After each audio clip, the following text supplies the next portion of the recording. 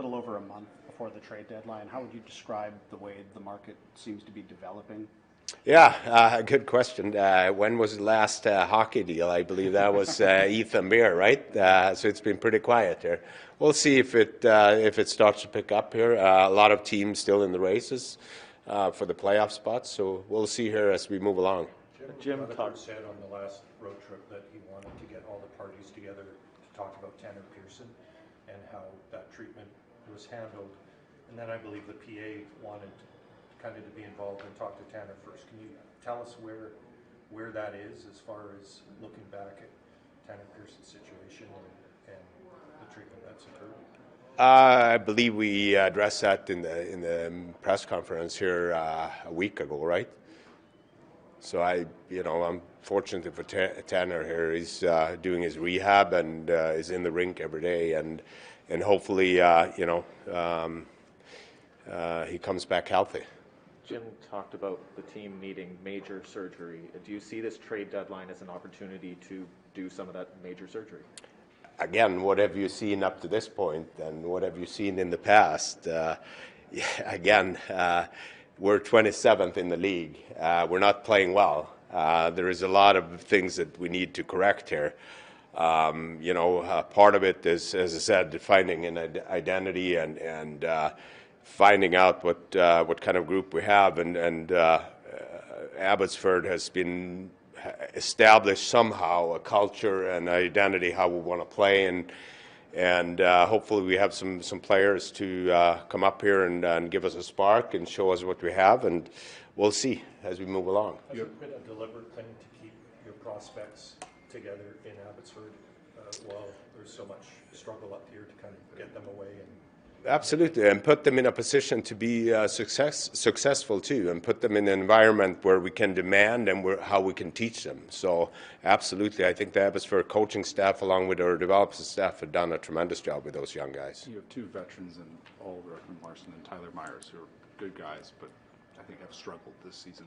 How challenging is it going to be managing their cap hits, given everything you're talking about? Well, that's what my belief is, that putting a structure in place will help every single player to play to their strength. And again, the river hockey, I don't think it helps anyone. Predictable hockey, and that's the way successful teams are playing. In terms of moving money out, that's a goal that you and Jim have really identified. Do you think that's more a goal to tackle in the offseason as opposed to the trade deadline? How do you view that task? Yeah, as I said, it's been a challenge for sure, and look around the league there. Going back a couple of years ago, I don't think anybody predicted that the cap would be somehow flat for the last 2 years. So, some of those deals are more likely to be done in the offseason. Yeah. Patrick, do you think you have enough with the current roster without major surgery to run it back next year with the same coach, similar looking roster to be a playoff team, or do you think you need that major surgery? Well, again, we're sitting here today and we're not happy. I'm not happy. The players are not happy. Obviously, there needs to be a change, it's on us and the coaching staff here now to find solutions and how to play and who would fit into the way we want to play. When Rick talked about trust a lot, I'm sure this is the coach that you trust, you have in a spot. How important is that for a management group to have the coach that you guys trust the most right now? Well, again, trying to create this environment where the players feel safe coming in there every day, knowing what the expectations are, knowing what the roles are, so we can demand more out of the players. And feeling safe or feeling trusted is that you trust your system, you trust how you play, you trust what you do, and you trust the process. And that's, in the end, if you trust that, that's where the result's going to come. Two more, please, then we'll go to the room.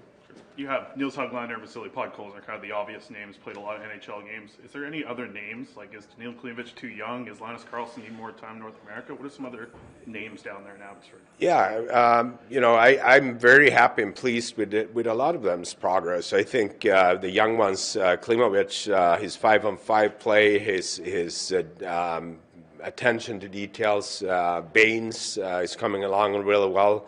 Linus Karlsson has been pretty consistent over the years. So I hope we can see, some of them getting a chance up here as we move along.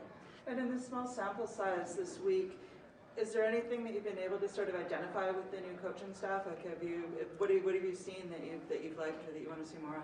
You know what? I've been happy with the collaboration and the involvement from everybody.